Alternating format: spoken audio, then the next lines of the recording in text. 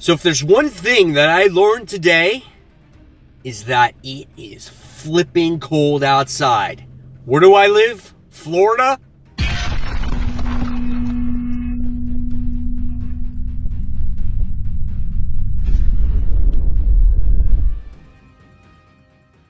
Hey comic book fans, welcome back to Comic Book Corner 2.0. And fans, you're back with me, Mike Spider Slayer, getting ready to do Spider Slayer's comic book haul.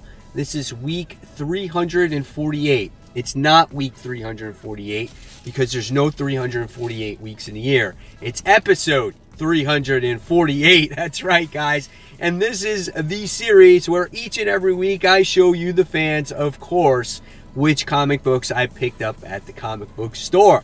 And it was an okay week for books, right? We have our mysterious black bag here, and let's go dive right in and show you which I got. Hopefully you guys enjoyed your Thanksgiving, ate a lot of turkey, and now I gotta get back to business with reading these books and doing my reviews.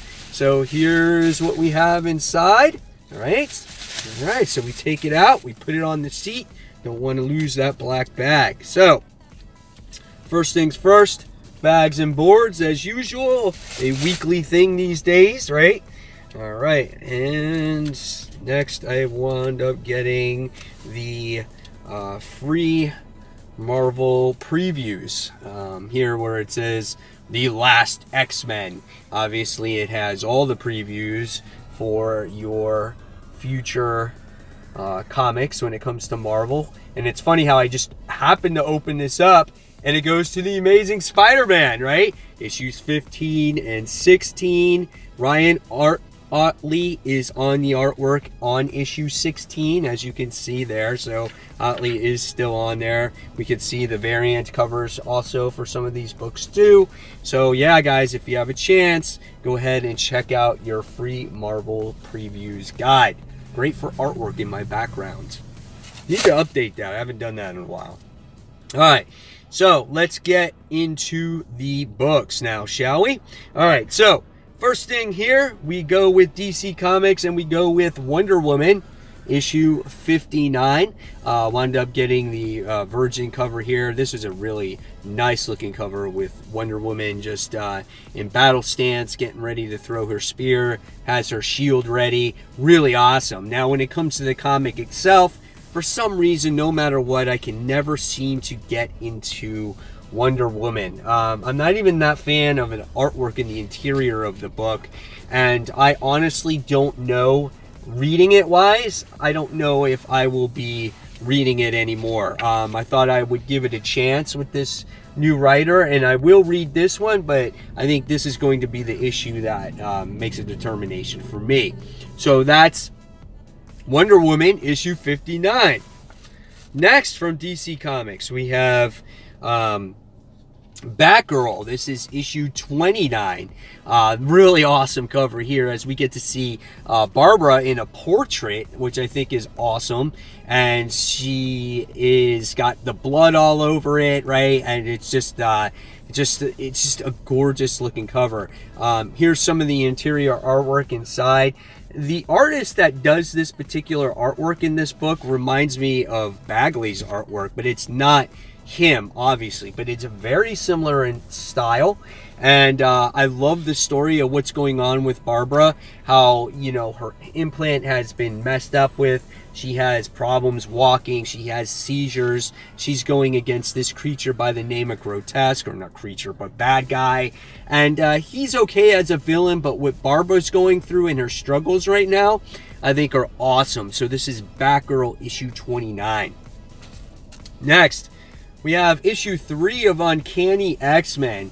And if you read that last issue, we got to see Legion make his appearance at the end of the last issue. We had this whole crazy debacle going on with Multiple Man as he just keeps multiplying, and our Uncanny X-Men are trying to do what they can to save him.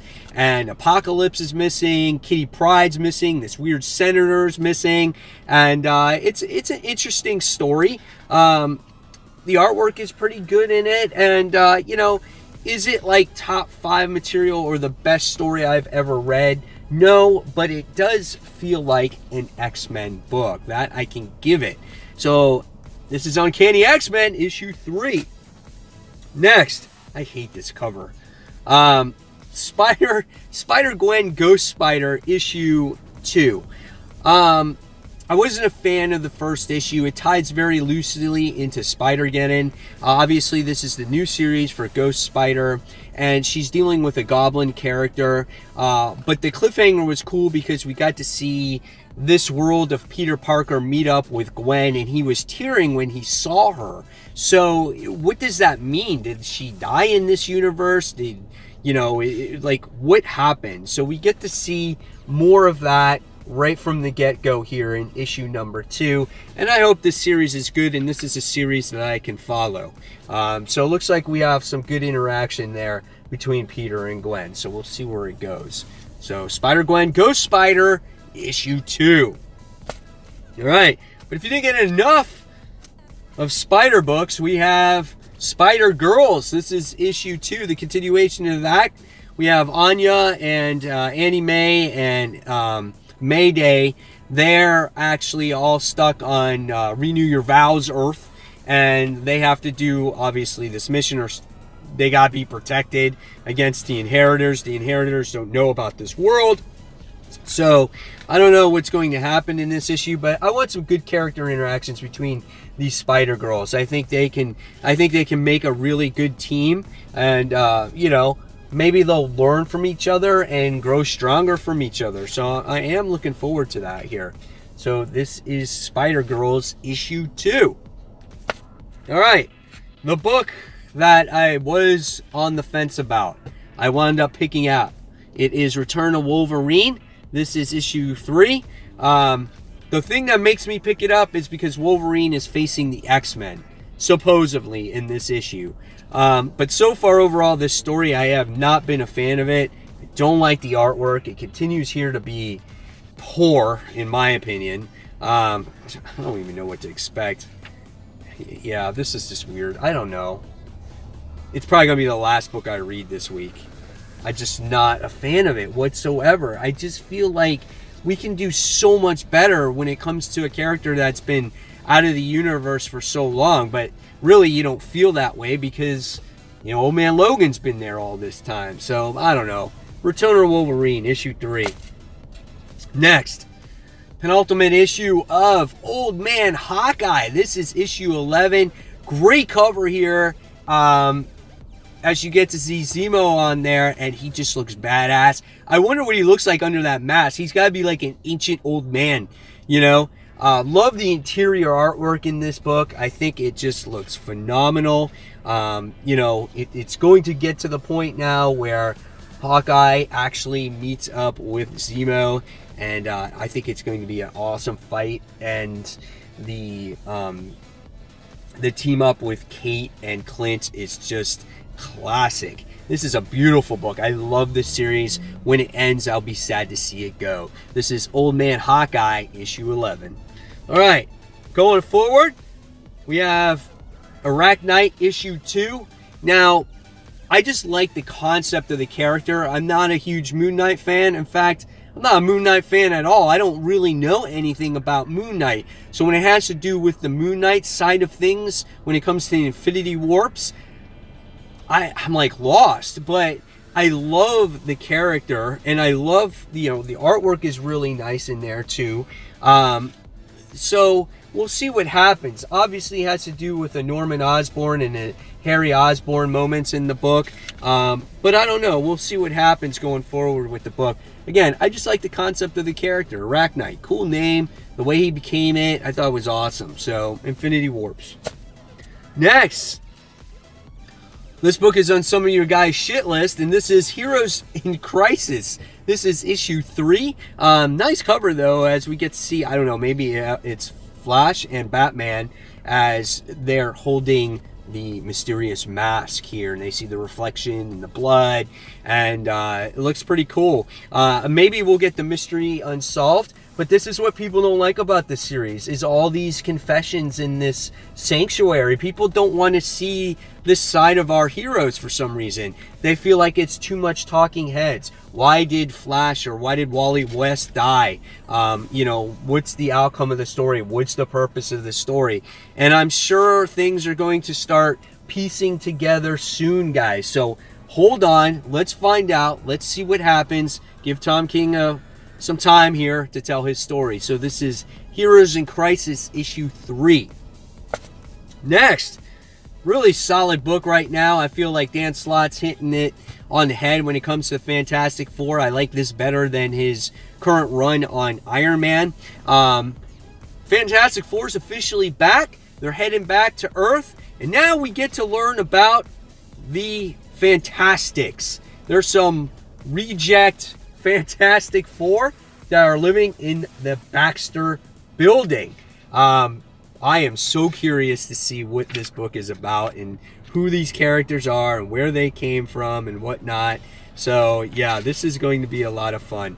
But this book has a lot of great character moments in here. Really feels like the family's back together again. And I'm excited about Fantastic Four.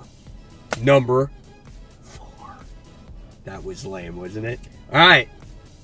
Once again, we go to Detective Comics with its cool blueprint cover as we get to see the Bat Cycle. And that thing is big, man. How does he keep that balanced? I guess the wheels are just large enough.